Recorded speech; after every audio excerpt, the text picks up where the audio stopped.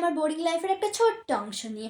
তো আমি তো ভীষণ খারাপ আছি। তো এখন আমি যাব হচ্ছে পড়তে। তো ভাবলাম একটা তাড়াতাড়ি করে get ready with me video নিয়ে চলেই আসি। তো তার আগে দেখলাম যে আমার এত সুন্দর চাঁদ পাড়া থোবড়ায় কত র্যাশ, কত ডার্ক স্পট বেরিয়ে গেছে। তো ভাবলাম এগুলোর কিছু তো একটা ব্যবস্থা করতে হবে। তো আমি একটা মাথায় এসে গেছিল আমার তখনই তুফানি আইডিয়া।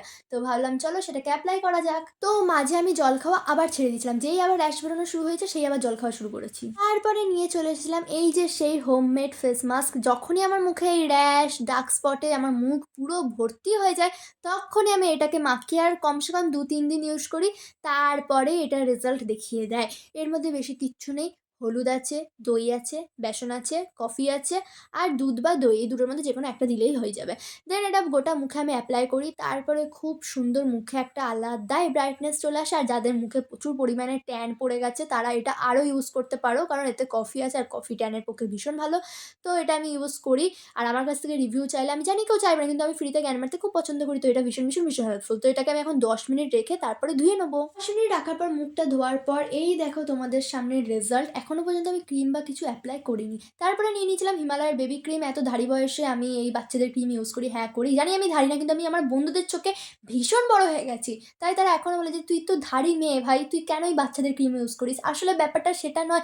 আমার মুখ এই ক্রিমটা ছাড়া কাউকে পছন্দই করে না, আমি কি করব?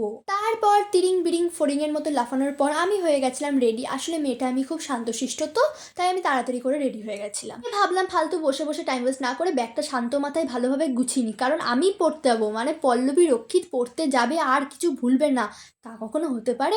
যদিও আমি পেনটা নেবো না, কারণ পেনটা আমাদের বন্ধুদের দেওয়ার কাজ, আমি পেন নিয়ে ফালতু ব্যাগ ভারী করি না। তারপরে নিয়ে নিয়েছিলাম আইডেন্টি কার্ড। এখানে অনেকজন মনে করবে যে এ কি স্কুল যাচ্ছে না পড়তে যাচ্ছে? না, আমি পড়তে যাচ্ছি, কিন্তু আইডেন্টি কার্ড আমি সবসময় আমার ব্যাগে রাখি, কারণ আমি ট্রেনে করে প্রায় দিন যাওয়া আসা করি পড়তে যাওয়ার জন্য বা ঘুরতে যাওয়ার জন্য, যাই হোক। তো আমাকে যখনই টিটি ধরে আমি আমার আইডেন্টি কার্ড দেখিয়ে দিই, তো আমার টাকা বেঁচে যায় টিকিটের। অনেকেই এতক্ষণ আমাকে দেখে ভাবছিল এর কি ঠান্ডা লাগে না? এ কি আলাদা গ্রহ থেকে আসা কোনো প্রাণী? একদমই না, বরং আমি হচ্ছি নরমাল মানুষের থেকে একদম আলাদা। মানে নরমাল মানুষের যদি একটু ঠান্ডা করে, আমার সেটা মানে আকাশ ভাঙা ঠান্ডা আমার জন্য। তারপরে নিয়ে নিয়েছিলাম আমি আমার স্টোল, যেটাকে এখন আমি আমার গলায় সাপের মতন পেঁচাবো।